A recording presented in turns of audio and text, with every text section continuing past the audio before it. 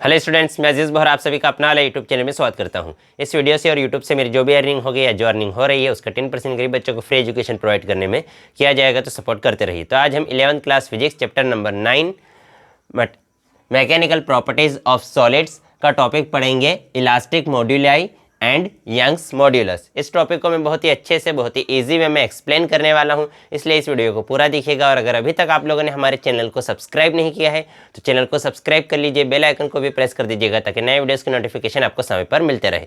तो क्या है आज का हमारा टॉपिक? फर्स्ट टॉपिक तो है इलास्टिक मॉड्यूलाई। तो इसके पहले हमने जब हुक्स लॉ पढ़ा था, अगर वो हुक्स लॉ की वीडियो आपने नहीं देखी है तो आप यूट्यूब पर सर्च कर सकते हैं, हुक्स लॉ अपना वाला अजीज़ बोहरा। हुक्स लॉ में हमने क्या पढ़ा था? हमने पढ़ा था कि जो स्ट्रेस है वो डायरेक्टली प्रोपोर्शनल होता है किसके? स्ट्रेन के। स्ट्रेस जो है वो डायरेक्टली प्रोपोर्शनल है किसके? स्ट्रेन। और जब प्रोपोर्शनलिटी का साइन हटाया था हमने क्या किया था? प्रोपोर्शनलिटी का साइन हटाकर जब इक्वल टू का साइन लाए थे तो हमारे पास एक कांस्टेंट आया था। उस कांस्टेंट को हमने रिप्रेजेंट किया था किससे? के से। और उस कांस्टेंट को हमने क्या कहा था? उस कांस्टेंट को हमने कहा था मॉड्यूलस ऑफ इलास्टिसिटी। इस कांस्टेंट को हमने क्या कहा था? Modulus of elasticity. अब अगर ये स्ट्रेन यहाँ पर के मल्टीप्लाई में है, इधर आकर क्या हो जाएगा? डिवाइड में। तो हमारे पास वैल्यू क्या आ जाएगी? Stress upon strain is equal to K. या इसी को हम बोल सकते हैं K is equal to stress upon strain. कि जो स्ट्रेस और स्ट्रेन है उनका रेशो, इन दोनों का क्या कर दिया? रेशो। तो स्ट्रेस और स्ट्रेन का रेशो किसके इक्वल है? कांस्टेंट के इक्वल। स्ट्रेस और स्ट्रेन का रेशो किसके इक्वल है? कांस्टेंट के इक्वल। और ये जो मॉड्यूलस इलास्टिसिटी जो है हमारा, मॉड्यूलस ऑफ इलास्टिसिटी, ये अलग अलग मटेरियल्स के लिए इसकी वैल्यू क्या होती है? अलग अलग। कॉपर के लिए अलग रहेगी, एल्यूमिनियम के अलग रहेगी, सिल्वर के लिए इसकी वैल्यू अलग रहेगी। फिर उसके बाद अब जो नेक्स्ट टॉपिक है हमारा, ये तो बहुत छोटा टॉपिक था। नेक्स्ट टॉपिक क्या है? Young's modulus. तो यंग्स मॉड्यूलस क्या कहता है कि रेशो ऑफ लॉन्गिट्यूडनल, किसका रेशो? Ratio of longitudinal stress. Ratio of longitudinal stress, stress and longitudinal strain. Longitudinal strain, ratio of longitudinal stress and longitudinal strain. क्या बोल रहा हूं मैं? ध्यान से सुनो। रेशो, किसका रेशो?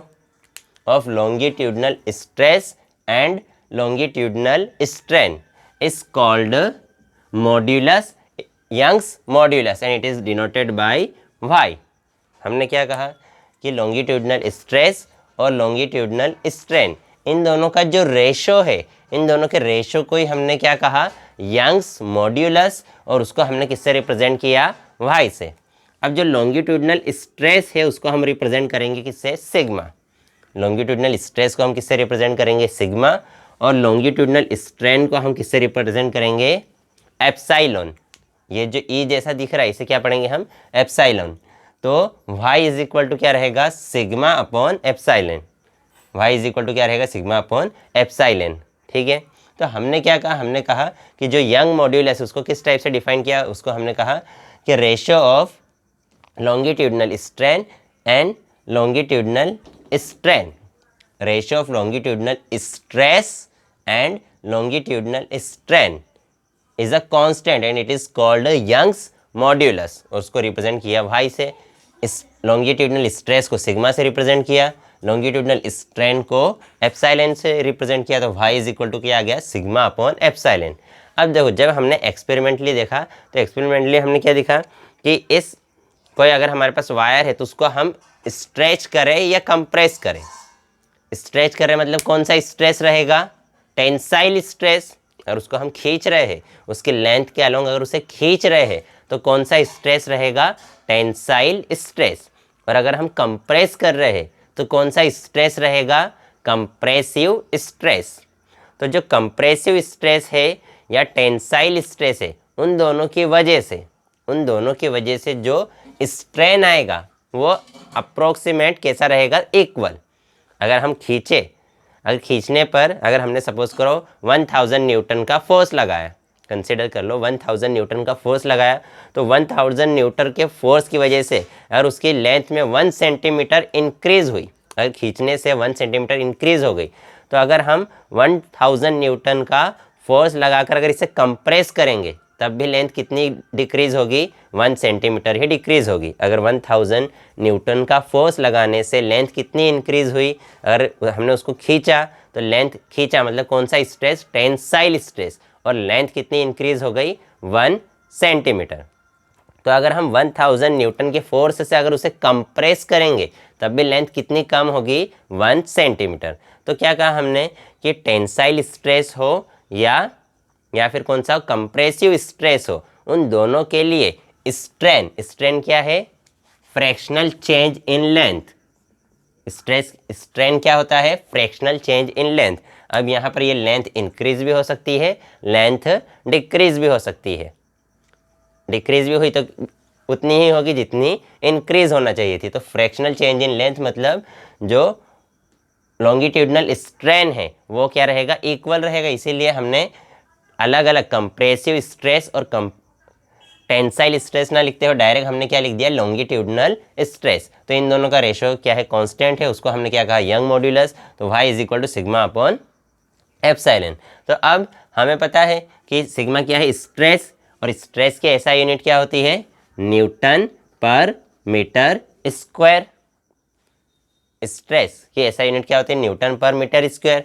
और ये जो स्ट्रेन है इसकी तो कोई ऐसा यूनिट नहीं है, स्ट्रेन की कोई ऐसा यूनिट नहीं है इसका। इसीलिए जो यंग मॉड्यूलस है उसकी ऐसा यूनिट भी वही रहेगी जो किसकी ऐसा यूनिट है, जो स्ट्रेस की ऐसा यूनिट है। और स्ट्रेस की ऐसा यूनिट क्या है, न्यूटन पर मीटर स्क्वायर।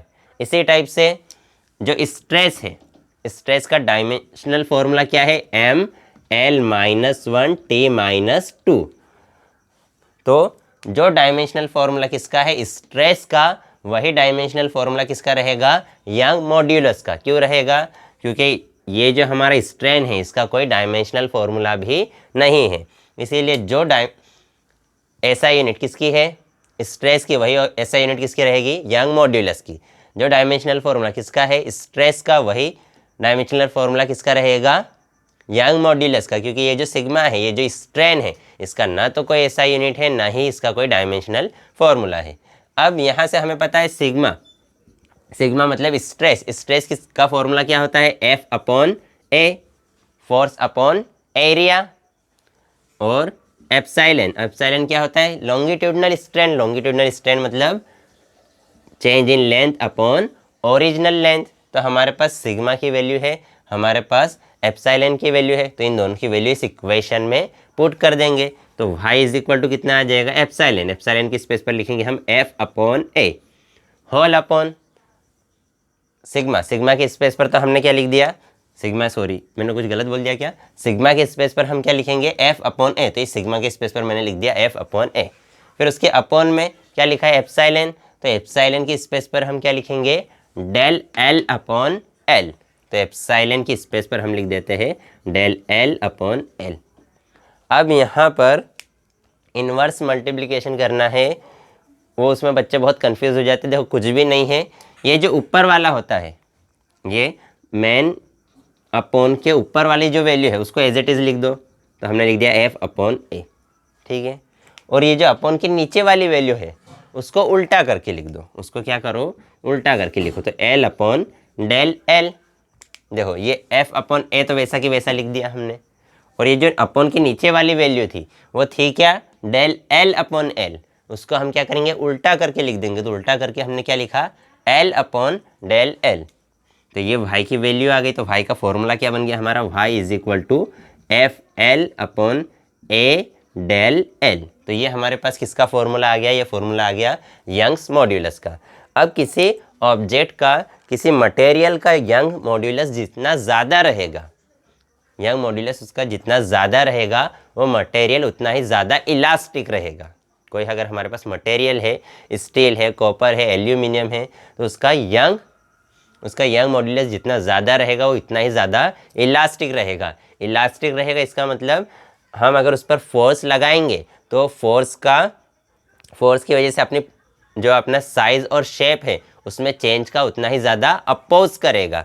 कि अगर मेरे पास क्या है, एक अगर प्लास्टिक की कोई चीज़ है तो उस पर मैंने फोर्स लगाया, या स्टील की कोई चीज़ है तो उस पर फोर्स लगाया, या सपोज करो रबर है तो रबर पर फोर्स लगाएंगे तो उसमें तो ईजिली चेंज आ जाएगा।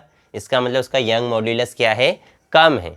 स्टील पर अगर हम फोर्स लगाएंगे तो उसमें ईजिली चेंज आएगा क्या, उसमें ईजिली चेंज नहीं आएगा। इसका मतलब स्टील का यंग मॉड्यूलस ज़्यादा है, स्टील ज़्यादा इलास्टिक है।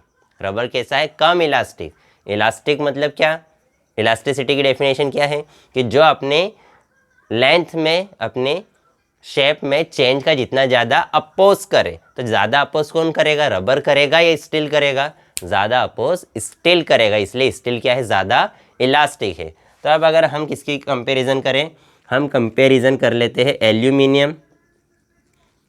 किसकी कंपैरिजन करें, एल्यूमिनियम। फिर उसके बाद हम ब्रास, कॉपर एंड स्टील, इन चारों की अगर हम कंपैरिजन करें तो सपोज करो हमने एक वायर लिया इस एल्यूमिनियम का, एक वायर लिया ब्रास, एक वायर लिया कॉपर का और एक वायर लिया स्टील का। सभी वायर्स का जो डायमीटर है वो है 0.1 सेंटीमीटर स्क्वायर। डायमीटर मतलब उनका क्रॉस सेक्शन एरिया। इन सभी वायर्स का क्रॉस सेक्शन एरिया डायमीटर कितना है, 0.1 सेंटीमीटर स्क्वायर। ठीक है, अब हम क्या करेंगे, इनकी लेंथ में हमें 0.1% का चेंज लाना है। इनकी लेंथ में क्या लाना है, 0.1% का चेंज। तो एल्यूमिनियम में अगर एल्यूमिनियम जिसका वायर का डायमीटर कितना है, 0.1, सभी का डायमीटर तो क्या है, सेम।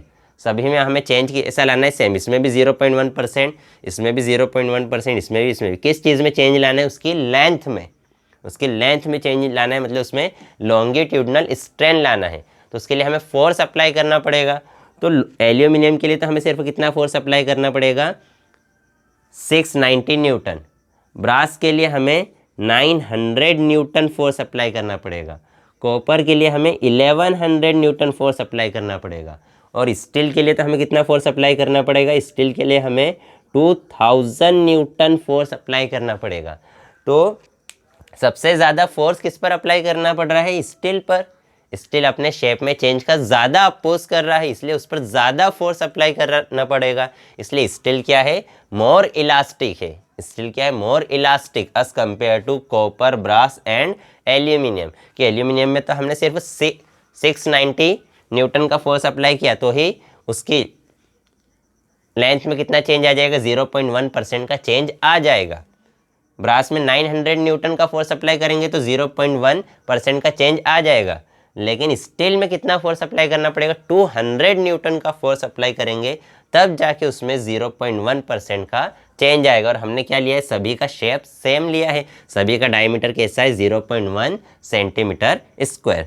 तो इसको याद कैसे रखेंगे, देखो ये है A, B, C और ये S तो बहुत दूर है, इसलिए A का सबसे कम, फिर B का उससे ज़्यादा, फिर C का उससे ज़्यादा। इसकी स्पेलिंग C से स्टार्ट हो रही है ना, तो C का उससे ज़्यादा, और S तो बहुत आगे चले गया इसलिए उसका सबसे ज़्यादा।